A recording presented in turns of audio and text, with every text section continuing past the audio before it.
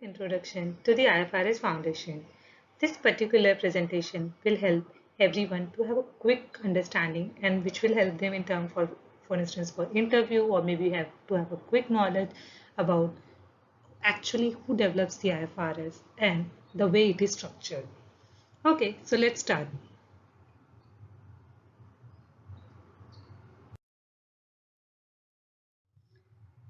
IFRS are basically developed by IFRS Foundation, under which there is another standard setting body known as International Accounting Standard Board.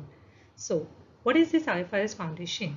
Is it some person who is owning it, or is it an organization of like particularly one country, or how is it? Basically, IFRS Foundation is a not-for-profit international organization responsible for developing a single set of high-quality global accounting standards known as IFRS standards. It is incorporated in the state of Delaware, United States of America, and is registered as an overseas company in England and Wales. Its head office is in London, UK.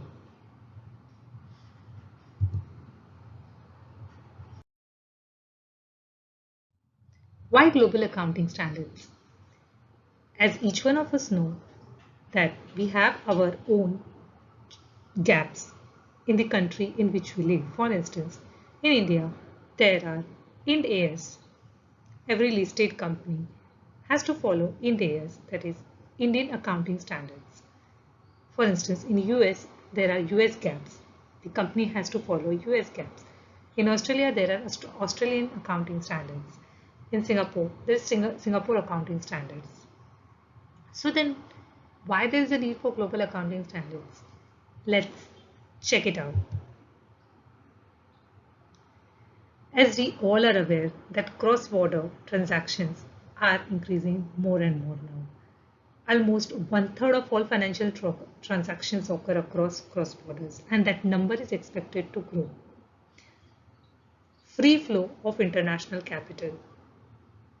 Nowadays, it's very common to have your company in India and having an investor from US, Australia, Europe, anywhere around the world. So that's what it means to say that free flow of international capital.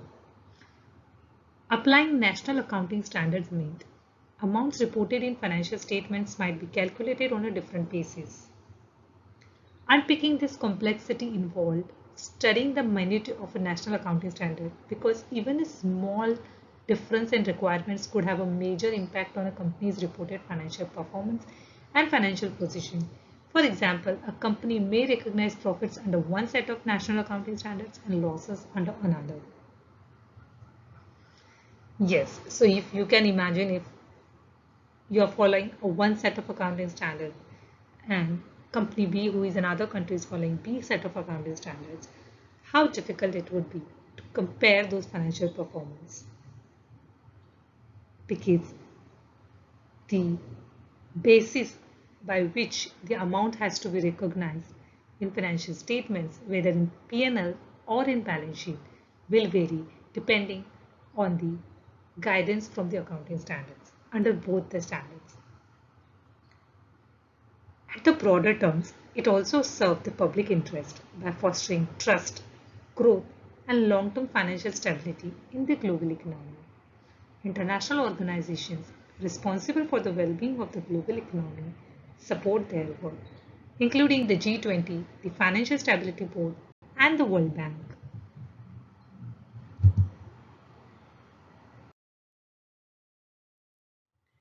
So, friends, global accounting standard will bring in transparency, because if every company follows the same set of accounting standards, that means that you can easily trust the financial statements of the other company. Which leads me to another point, that is, you can easily compare your financial performance with the other company. Now you will be in the same platform. That's what we say as a fair competition. So now this will be a fair competition to compare. This brings me to the third point, cost efficient. If you have to make accounting standards under your financial statements under both, for instance, under local standards as well as under international reporting standard, this will lead to a cost to the company. because they will have to prepare two sets of financial statements, and that will require subsequently staff, audit, and so on. The cost will increase. Hence, bringing in one accounting standards across the board, across the countries, across the world will help it to be cost efficient. At the same time, it will help the companies to have a relevant information. So relevancies can also be checked on this. And the accountability, because the global accounting standards will bring in common platform where the accountability will be put on the preparers of the financial statement, which will help everyone know the detail of the company.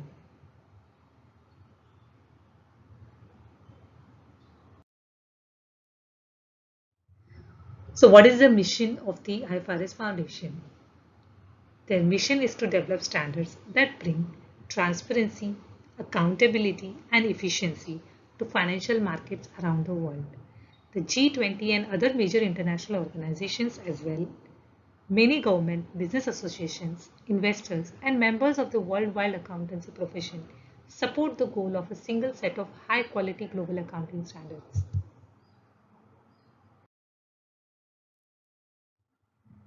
Now friends, let's see how this IFRS Foundation is structured. Basically, there is a three structure to this organization in which it operates. The first structure is monitoring board, which is public accountability as per its function. The second structure is trustees of the IFRS Foundation, which is basically a governance which govern or which manages. The third is independent standard setting. So here it comes the technical part now, that International Accounting Standard Board and IFRS Interpretations Committee. All the technical part is being done by Tier 3, which is Independent Standard Setting, IASB. Non-technical part is being done by 1 and 2.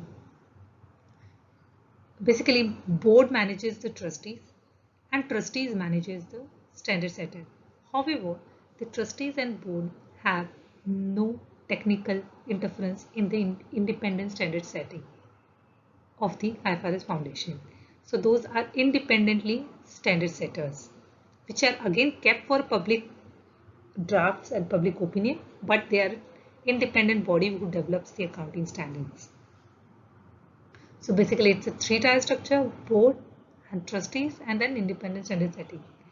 Now board also comprises of many members from across the world, like capital markets and many countries.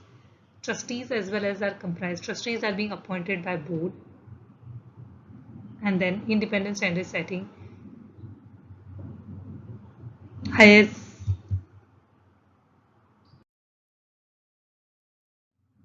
Now, how are standards set? Basically, first the agenda. In every 5 years, the IFRS Foundation develops the agenda for the 5 years. Next 5 years, what is going to be their agenda? Based on that agenda, the research is being done. Based on that research, it is found out that whether the standard has to be set or not set, whether the amendment is required to the standard or a altogether new standard is required to be issued.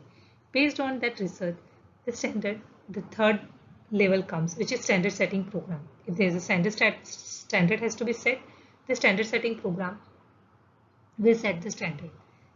And then comes the maintenance. Like everything else, once the standard is set, IFRS Foundation also ensure that it is maintained properly. That means it is in relevance at all point in time. Because if it is not relevant, then those are replaced or those are made redundant. So basically, the standard are set in a four pillar, which is first the agenda is fixed, second the research is done, definite research, then the standard setting program is being done, and the maintenance of those programs. If you want to find out more about the IFRS Foundation or IFRS, you can visit ifrs.org. Thank you.